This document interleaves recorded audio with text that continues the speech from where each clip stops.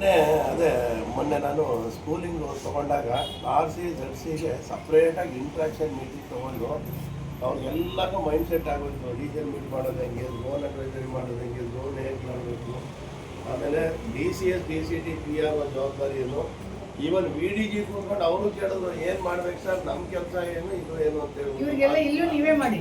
ಅದಕ್ಕೆ ಅದು it should not be like a schooling, ಕೂತ್ಕೊಂಡು ಇಂಟ್ರಾಕ್ಷನ್ ಮೀಟಿಂಗ್ ಥರ ಮಾಡಬೇಕು. ಎಲ್ಲ ಅವ್ರು ಕೇಳಬೇಕು, ನಾವು ಹೇಳಬೇಕು, ಆ ಥರ ಎಲ್ಲರಿಗೂ ಕೂಡ. ಯಾಕಂದರೆ ಈವನ್ನು ಡಿ ಜಿ ಕೂಡ ಏನಿಲ್ಲ, ಯಾರು ಆಸ್ಪತ್ರೆ ಅಲ್ಲ, ನಾನು ಏನಿಲ್ಲ, ನಾನು ಇನ್ನೊಬ್ಬರು ಕಲ್ತ್ಕೊಳ್ಳೋದೇನು, ನಮಗೆ ತಿಳಿದಿದ್ದನ್ನು ಇಂಪ್ರೂವ್ಮೆಂಟ್ ಮಾಡೋಕ್ಕೆ ಅವಕಾಶ ಆದಾಗ ನಿಮಗೂ ಎಲ್ಲ ಕೂಡ ಕ್ಲಾರಿಫೈ ಆಗುತ್ತೆ, ಎಲ್ಲ ಆಗುತ್ತೆ. ಒಂದು ದಿನ ಸ್ಕೂಲಿಂಗಲ್ಲಿ ಸ್ಕೂಲಿಂಗು ಏನು ಸರ್ ಡಿ ಜಿ ಅವರ ಪಿ ಎಚ್ ಡಿ ಮಾಮೂಲಿ ನಡೀತಾ ಇರ್ತದೆ, ಮಧ್ಯ ಇವರೆಲ್ಲ ಕರ್ಕೊಂಡೋಗಿ ಮೇಲೆ ಒಂದೊಂದು ಗಂಟೆ ಮಾಡಿದ್ರೆ ಎಲ್ಲರೂ ಕ್ಲಾರಿಫೈ ಆಗಿಬಿಡುತ್ತೆ. ಎಲ್ಲ ಒಂಥರ ಮೈಂಡ್ ಸೆಟ್ ಕ್ಲಿಯರ್ ಆಗಿಬಿಡುತ್ತೆ. ಇನ್ನೇನು ಯೋಚನೆ ಮಾಡೋಂಥದ್ದು ಏನಿಲ್ಲ.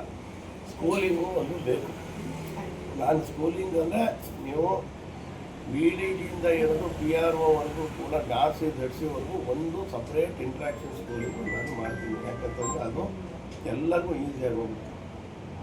ಯಾವಾಗ ಏನು ಮಾಡಬೇಕು, ಯಾವ ಥರ ಮಾಡಬೇಕು, ಎಲ್ಲ ರೀಜನ್ ಚೇರ್ಮನ್ ಅಂತಂದರೆ ರೀಜನ್ ಮೀಟ್ ಮಾಡೋದು ಅಂತ ಮಾತ್ರ ತಿಳ್ಕೊಂಡಿದ್ದಾರೆ ಹೆಚ್ಚು ಕಡಿಮೆ.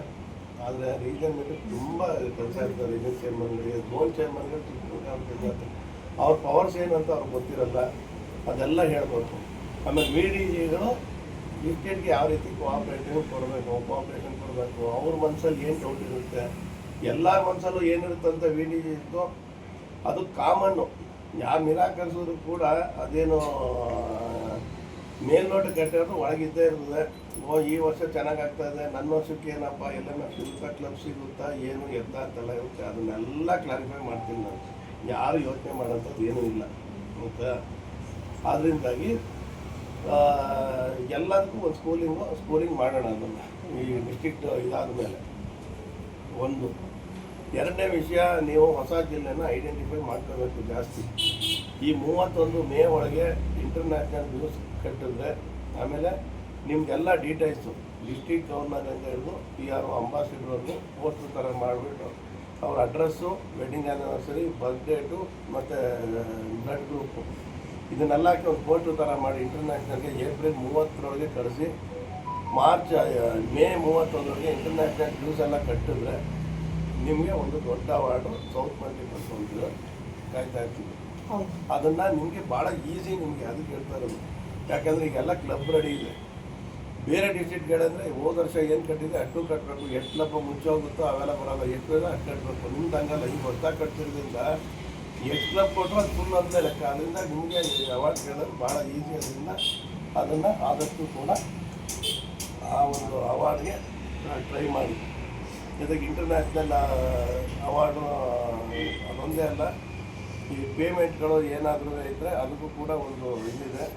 ಜೊತೆ ಕ್ರೈಟೀರಿಯಾಸ್ ಇದೆ. ಅಷ್ಟರೊಳಗೆ ಏನಾದ್ರು ಒಂದು ಫಸ್ಟ್ ಎಸ್ ಎಮ್ ಸಿ ಒಳಗಡೆ ಒಂದು ಏನಾದರೂ ಎಲ್ ಎಮ್ ಎಫ್ ಒಂದು 10 LMF ಮಾಡೋದು, ಅದಕ್ಕೂ ಕೂಡ ಅವಾರ್ಡ್ಗಳಿದೆ. ಅವಾರ್ಡ್ಗಳನ್ನ ಹೆಚ್ಚೆಚ್ಚು ತೊಗೊಳ್ತಾ ಹೋಗಿ. ಯಾಕಂತಂದರೆ ಅವಾರ್ಡ್ ಬರೋದು ಬರೀ ಡಿಸ್ಟ್ರಿಕ್ಟ್ ಗವರ್ನರ್ ಯೋಗಿ ಅಂತಲ್ಲ, ಅದು ಡಿಸ್ಟ್ರಿಕ್ಟ್ ಕಾನ್ಫಿಡೆನ್ಸ್ನ ಜಾಸ್ತಿ ಮಾಡುತ್ತೆ. ಕಾನ್ಫಿಡೆನ್ಸ್ ಜಾಸ್ತಿ ಮಾಡುವ ಇನ್ನೊಂದಷ್ಟು ಹುಡುಗಿಸುತ್ತೆ, ಮುಂದಕ್ಕೆ ಹೋಗಬೇಕು ಅಂತೇಳಿ. ಅದೊಂದು ನೀವು ಎರಡನೇ ಪಾಯಿಂಟು. ಏನು ಇಂಟರ್ನ್ಯಾಷನಲ್ ಇದೆ ಅದಕ್ಕೆ ಇದು ಮಾಡಬೇಕು. ಆಮೇಲೆ ನೀವು ಕ್ಯಾಬಿನೆಟ್ ಇನ್ಸ್ಟಾಲೇಷನ್ನ ಫುಲ್ ಸಹಕಾರ ಎಲ್ಲರೂ ಕೊಟ್ಟು ತುಂಬ ಚೆನ್ನಾಗಿ ಮಾಡಿ, ಇಂಪ್ರೆಸ್ ಮಾಡಿ. ಎಲ್ಲ ಇಬ್ಬರು ಪತ್ರಗಳಲ್ಲಿ ಶಾಸ್ತ್ರಿ ಅವರು, ತಿರುಪತಿ ರಾಜವರು ಯಾವ ಥರ ಬೇಕೋ ಎಲ್ಲರೂ ಕೂಡ ಬ್ಯಾನರ್ ಪ್ರೆಸೆಂಟೇಷನ್ನು ಕೂಡ ನೋಡ್ತಾರೆ. ಬ್ಯಾನರ್ ಪ್ರೆಸೆಂಟೇಷನ್ನು ಅದು ಸ್ಟ್ರೆಂತ್ ಆಫ್ ದಿ ಡಿಸ್ಟ್ರಿಕ್ಟು, ಎಷ್ಟು ಚೆನ್ನಾಗಿ ಬ್ಯಾನರ್ ಪ್ರೆಸೆಂಟೇಷನ್ ಮಾಡ್ತಾರೆ, ಎಷ್ಟು ಚೆನ್ನಾಗಿ ಜನ ಅಲ್ಲಿ ಸೇರ್ಕೊಳ್ತಾರೆ ಅನ್ನೋದು ನಿಮ್ಮ ಡಿಸ್ಟ್ರಿಕ್ಟ್ ಸ್ಟ್ರೆಂತನ್ನು ಅದು ಶೋಕೇಸ್ ಮಾಡುತ್ತೆ. ಅದರಿಂದಾಗಿ ಬ್ಯಾನರ್ ಪ್ರೆಸೆಂಟೇಷನ್ ಇಂಪಾರ್ಟೆಂಟ್ ಕೊಟ್ಟು ಎಲ್ಲರೂ ಕೂಡ ಬ್ಯಾನರ್ ಪ್ರೆಸೆಂಟ್ ಮಾಡಿ. ಎಲ್ಲ ಕ್ಲಬ್ಬು ಆಕ್ಟಿವ್ ಆಗಿದೆ ಅಂತ ಎಲ್ಲರಿಗೂ ಗೊತ್ತಾಗುತ್ತೆ. ಅಲ್ಲೂ ಕೂಡ ನೀವು ಇದು ಮಾಡಿ.